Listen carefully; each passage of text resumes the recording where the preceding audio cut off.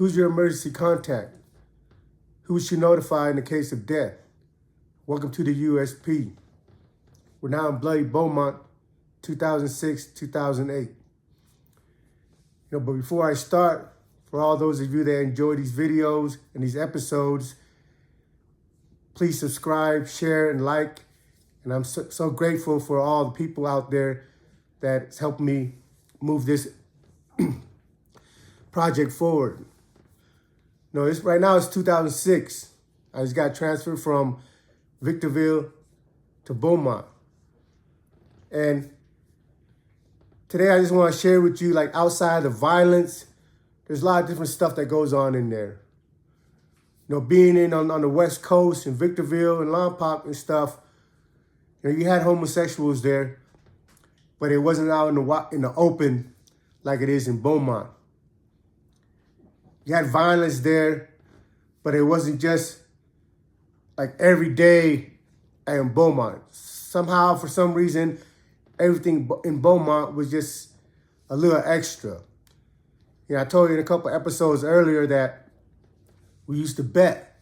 But what we used to bet on was, when people come off the bus, they got to walk through the sidewalk to the unit between these two gates under the gun tower. And if you got any type of sugar in your tank, if you look like, if you got stars tattooed or flowers tattooed or anything that looks like you might swing that way, the predators are coming.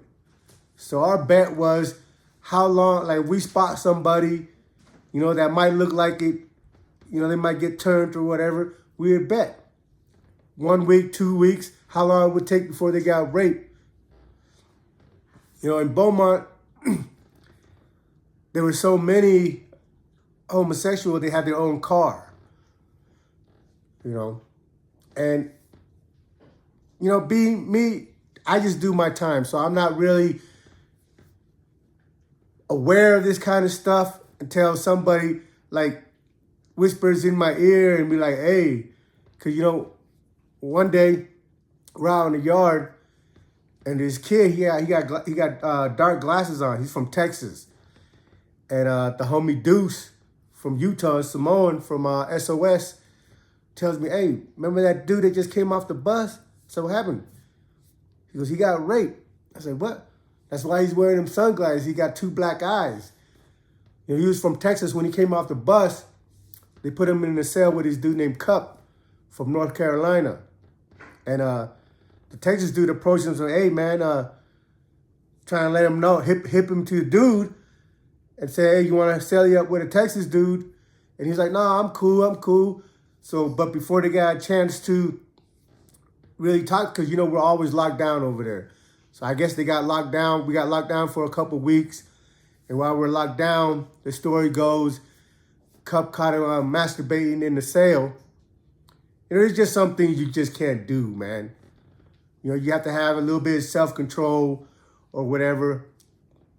I understand we're locked down for however long, but still, there's just some things that you shouldn't do. So it prevents you from, one, getting stabbed up because you feel like you're being disrespectful. And 2, a situation like this. Cup caught him masturbating in the cell. I think he was on the bottom bunk. So Cup jumped down and was like, hey, if you're going to be doing that, then you might as well do it the right way and do the resist. So Cup beat him up, then pulled a knife out and stuck it to his neck and made him suck his dick. And now on the yard, he's part of the punk car. It just, we'd be at a basketball game or whatever, and there's a bleacher on the basketball court, and there'd be these, 2 or 3 punks sitting on the bleachers. They all have nicknames for them, like Monica, Beyonce, Brand, just everybody had dubs a name for them, or that's what they call themselves. I don't really know because I don't engage in the conversation. But what was a trip to me was you'd have about 6, 7 dudes standing around the bleachers, giggling and hollering at them like they were really at a park, you know? So when they come off the bus to keep these different groups from fighting over them, they tell them, let them choose. And one day I was on the yard, I got to see the process firsthand. I'm on yard 3. There's a track that's right in front of the kitchen. And we're just hanging out, walking the track, catching a evening stroll. And I see this guy that just came off the bus. He's in my unit. His name is Flower. So you already know, a guy coming through the system named Flower. I don't have to, it's self-explanatory. But he's walking around the track with 3, 4 other guys. And but at the same time, there was different groups, like 3 or 4 other groups with 3 or 4 guys standing in the wing. And I'm like, what they got going on over here? Because I see him walk around the track, a couple times, and then the group that he was with veered off, and another set of 3 or 4 guys came and walked the track with him. They're like, oh no, they're making them choose. They're all you got. It was some TS, some North Carolina, Florida, DC. There's probably a couple group of DCs waiting to holler at him, but I guess they're just giving them a chance to spit their game and seeing who he wants to come and fuck with. So, when they say make him choose, they're just trying to keep it so that there's no confrontation over them, because people die over these guys. They brought in a guy, we got locked down one time for about 3, 4 hours. And, when you get locked down for 3 or 4 hours and, ain't nothing serious happened or whatnot. So when we come out, I'm like, well, what was the lockdown for? They had brought a guy off the bus that had implants, that had breast implants. I never saw him. And when that happened, all the DC, I live in CA, and the incident happened in CB. All the DCs and the Texas dude was in a unit ready to go to war over him. Because the guy was from Texas, so Texas made a claim, nah, he's with us.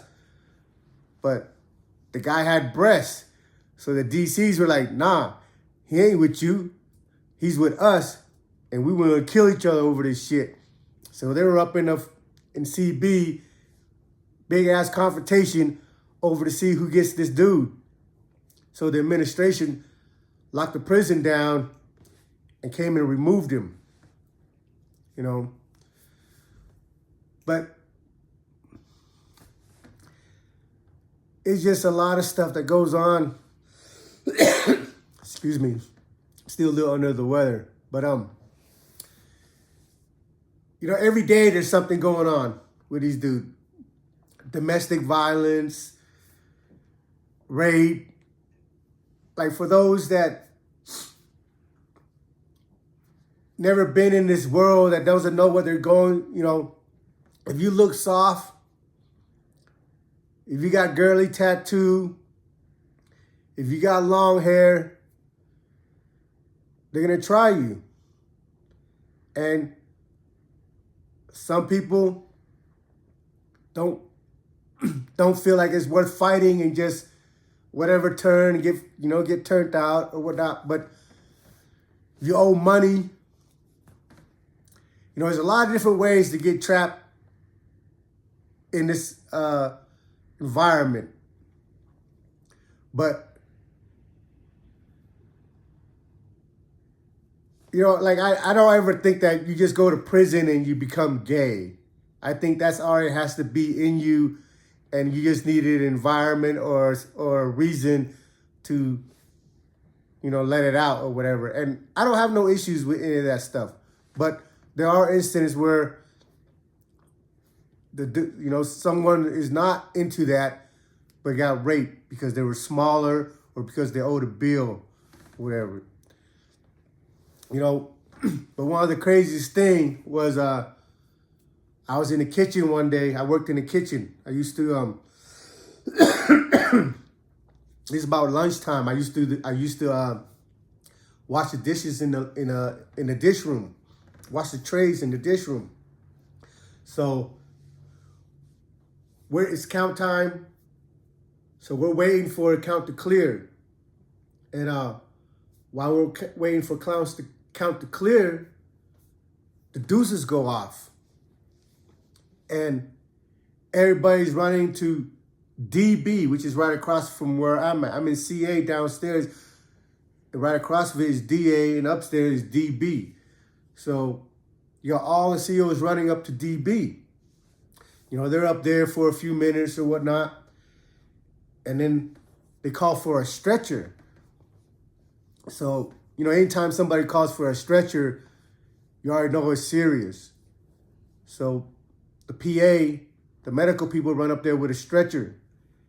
And, you know, from where we're at, we can look across the yard, across the track, and see DB.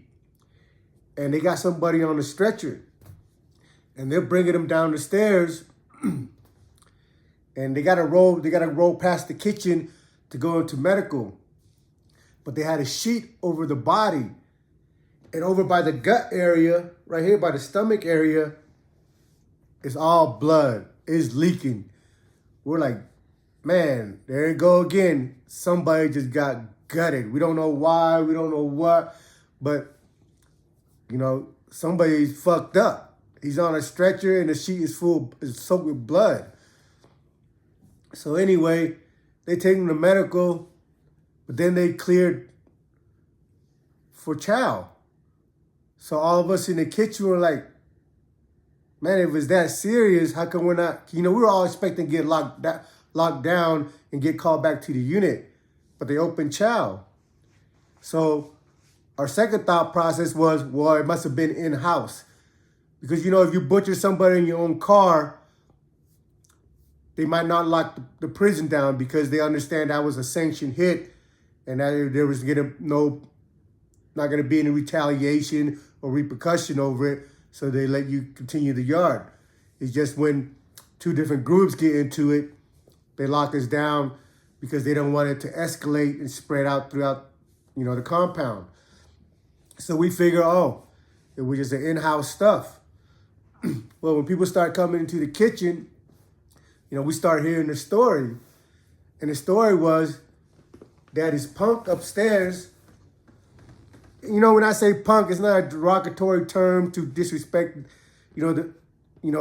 homosexuals or anything like that. It's just, that's what they're called in the penitentiary. You know, punks are boys. So they had one upstairs. He was a DC dude, and he looked like a horse. The dude's like 6'3", 6'4", tall, had breasts, razor bump on his face. Like, I don't even understand what the attraction is, right? But anyway, he was up on in DB, and he had went into his shower, and I don't know what he used, but he was in the shower, and he sawed off his weenie. Like, I don't mean like sliced it, cut it. I mean, he sawed off, because the people in the unit was telling, he cut his weenie off in his shower. And so now, you know, he's bleeding, and he goes in, after he comes out of the shower, he's got a towel wrapped around him. He goes in and sits in the CO office, squats down, and blood is just like pouring out. And the CO looked down and he's like, what the heck?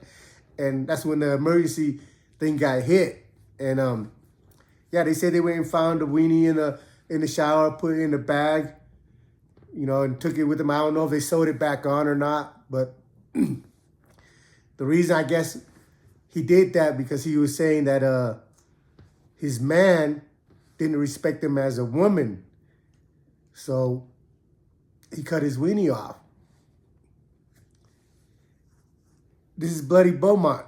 It doesn't necessarily, everything has to do with killing or violence. It's just crazy stuff, crazy psychological stuff, just stuff that in normal life you wouldn't be able to fathom. And yeah, there's plenty more coming. I'm in Beaumont right now, 2006, 2008. Thanks you guys for all your support. Thank you for tuning in. Welcome to the USP. Till next time.